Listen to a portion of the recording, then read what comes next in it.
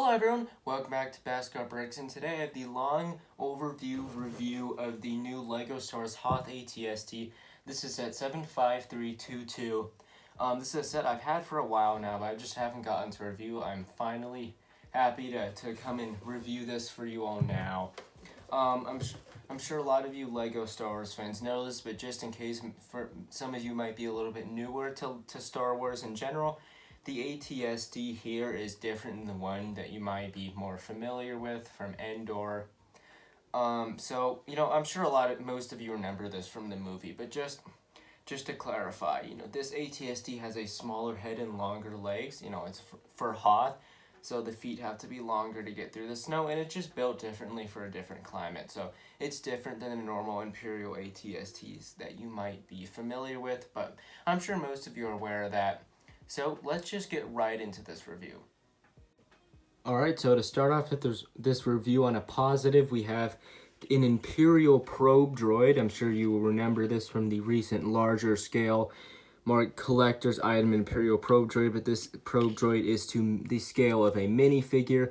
And I just coming out, this thing just looks incredible to me. I mean, I don't think LEGO could have done a better job. Now, there are a few flaws. I feel like it's a little fragile, not super fragile. It can still be played with well. I do appreciate the base. That makes it a little bit easier to handle. But, those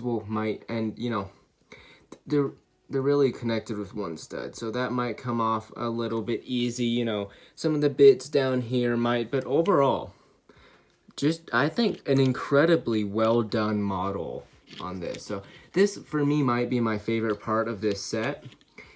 It's just done extremely well. So especially if you don't have a probe droid. I've only had one probe droid in my collection until I got this set, and it doesn't look that great, especially when you compare it to this. So I mean, just all around very good job by LEGO.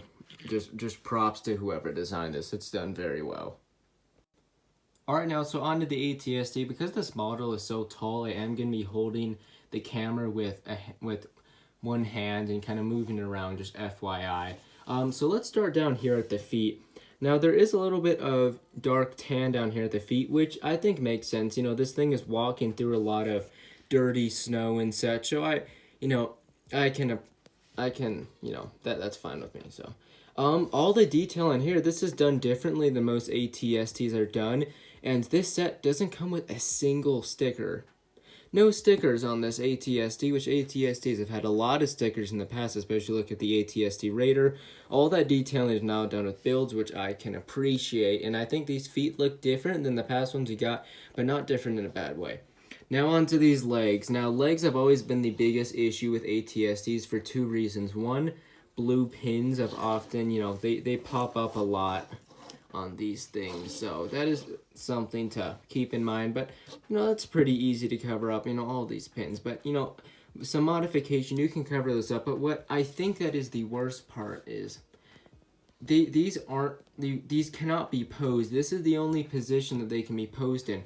There is a joint here, but it doesn't work that well. Now, because I'm holding the camera with one hand, I can't really demonstrate that with you, which I apologize for, but I think you can imagine. With legs this big and only one joint here, it's not going to work. What LEGO should do is figure out how to put an ankle joint here. I think that would tremendously help with the posability of this model. But in terms of display, I think this looks fine. Of course, these legs are skinnier than past ATSTs that we've had, so I'm a little more forgiving of some of this exposed Technic in this model. Moving up to the head, I'm fine with that brown there. We have the classic play feature of moving the ATST around. It's very simple, but I feel like it is a great play feature, as kids aren't moving it with their hands. I think it makes the ATST seem more like it's being manned by someone other than them just manually turning it. Helps with the imagination. And these, press those in, fire spring-loaded shooters. And one also thing to note, there is no sticker on the back of there like there usually is. We have two prints up there. And let's get up here onto the head, which again shaped differently, is smaller. These flaps are permanently down, which I think is accurate to the Hoth ATST, but it would have been nice to have the feature to put them up. On my least favorite part here is probably right here in this corner, as you can see right there. I feel like Lego should have smoothed those angles out a little bit, but it's not a huge deal, just something small, and some basic modifications can fix that.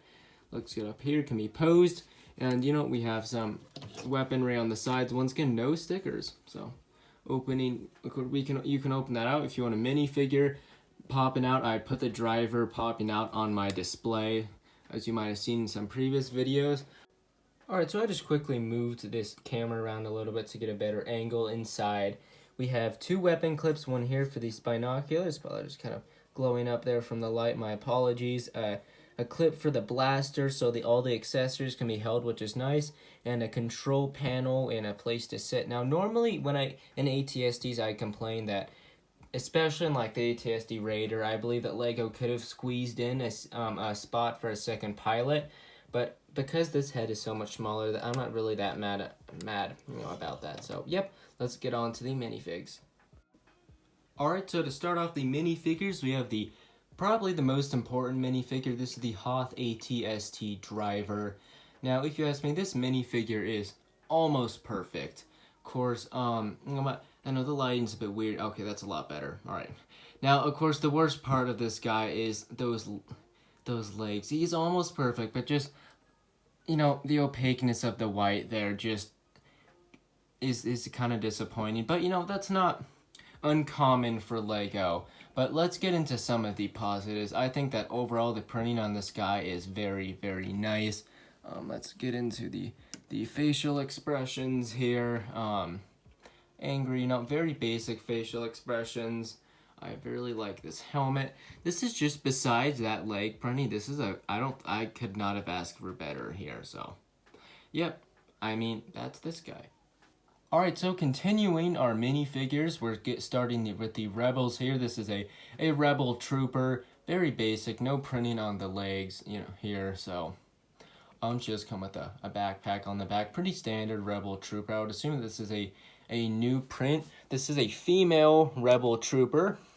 And I can't really see that head there, can you? I'm not even bothered trying to take it off. Yeah, you know, she's angry, so, not the most professional way to do that, but, you know, I hope that you don't really care. You know, I don't think there's anything really to say here. I like this inclusion of this minifigure, just a good massable minifigure to have, and you know, I'm glad to have her in my collection. So our last minifigure to take a look at is an exclusive Chewbacca minifigure. The only difference being is that some of the speckles of white that was across the minifigure and on his legs, which just indicates some snow. So it's not like a huge deal, but I appreciate Lego putting in the effort, giving us a new minifigure, so at least it doesn't just feel repetitive to just get the same old Chewbacca over and over again. We get something different.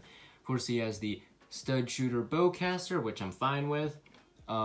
I mean, this is just a well-made figure, well-produced, and I feel like the white on this is good. Maybe that's because the white here is only on the snow is.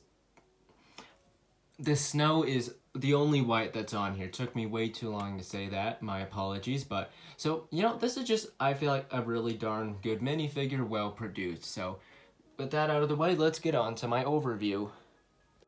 Alright, so overall, I feel like this is a pretty solid set. I believe I bought this for around $50 US, which feels pretty good to me. We can always ask for cheaper, and I don't think it would be completely unreasonable to ask for the set to be cheaper, but I think it's a fine price.